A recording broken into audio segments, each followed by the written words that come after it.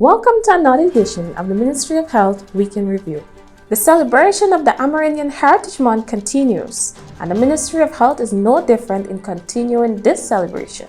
On September 15, the Minister of Health, Dr. Frank Anthony, was joined by many of his administrative and clinical staff at the ministry headquarters, where a cultural show was put on. The ceremony was geared at highlighting the contribution and accomplishment of our Indigenous brothers and sisters who motivate others to strive for success. On the said day, the minister attended the launch of a mental health and psychosocial well-being development of children and adolescent program at the Grand Coastal East Coast Demerara.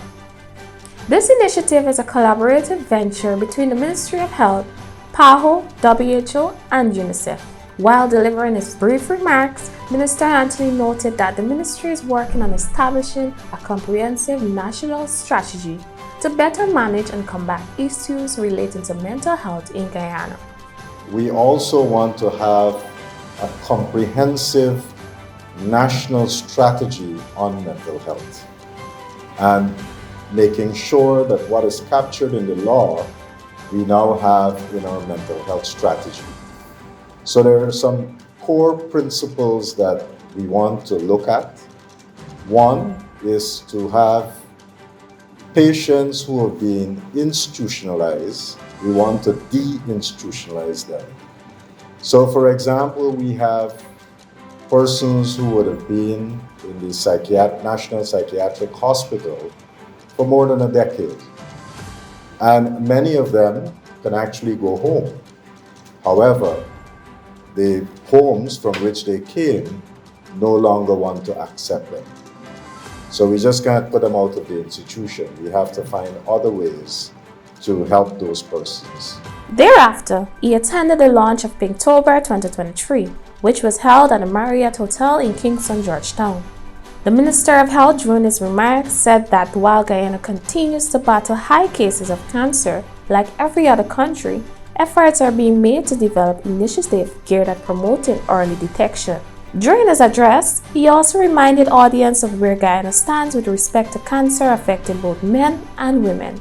Breast cancer is the number one cancer among women, and cervical cancer is the number two among women.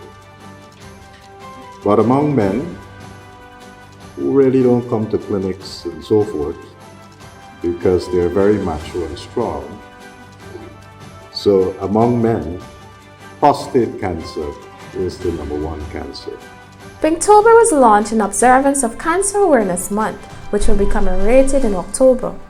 The theme for this year is Many Hands, Caring Hearts, and will focus on primary goals to increase cancer awareness in Guyana, with a sharp focus on critical areas such as screening, treatment, and palliative care. On Saturday, September 16, the Ministry of Health collaborated with PAHO to host a two-day workshop on reporting in the context of mental health, suicide, and trauma for local journalists. The activity was attended by over 25 journalists and editors from various media houses across the country. Minister Anthony, who was present at the opening of the workshop, had this to say.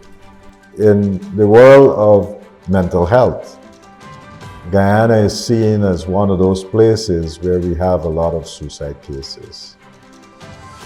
So we need to change that, and we can change that. And the way that we work to do that is that everybody in the country got to start to work more responsibly. So in the ministry and in the government, we have started by looking at our laws. And up to about a year ago, if you attempted suicide, you could have gone to jail for a maximum of 2 years. That was the law. And while maybe the police were not very stringent in implementing the law, that was the law. And we felt that in a modern context, if someone attempts suicide, it is because they have some issues that they need to get resolved, they need help. They don't need to be locked up. And that's why we have changed the law, and we are now working to make sure that services are in place to help those persons. On the same day, the minister attended a dental outreach that was held at the Clonebrook Health Center, located on the east coast of Demerara. At the end of the day, the dental team was able to perform 257 procedures on 110 patients. Meanwhile, on Monday, September 18th, Minister Anthony delivered virtual remarks at the opening of a training program for nursing tutors and nurses who were selected to attend the 2 weeks academic visitor program in São Paulo, Brazil. A total of 15 persons will benefit from the training in simulation centers and clinic settings, which will prepare them for the rollout of the practical session for the professional nursing training program, which is currently being offered using a hybrid approach. Dr. Anthony emphasized that the demand of well-trained programs remain high as ever, and our healthcare system continue to evolve. As we celebrate the accomplishments of this collaboration, we must also look to the future with renewed determination. The demand for well-trained nurses remain as high as ever, and as our healthcare systems continue to evolve. With the enduring commitment of the University of São Paulo, PAHO, and the Ministry of Health in Guyana, we are confident that we can continue to shape the future of nursing education and practice to meet the dynamic needs of our community. During his address, he also expressed a big thank you to PAHO and the University of São Paulo College of Nursing for granting this opportunity.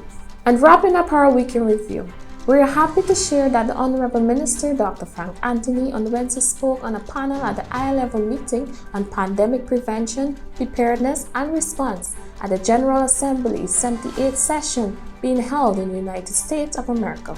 On Thursday, he also gave remarks at the UNAID Breakfast meeting celebrating global HIV progress to end AIDS and advance the SDGs. See you next week. Until then, enjoy the cricket. Best of luck to the Guyana Amazon Warriors, and to you, our viewers, don't drink and drive.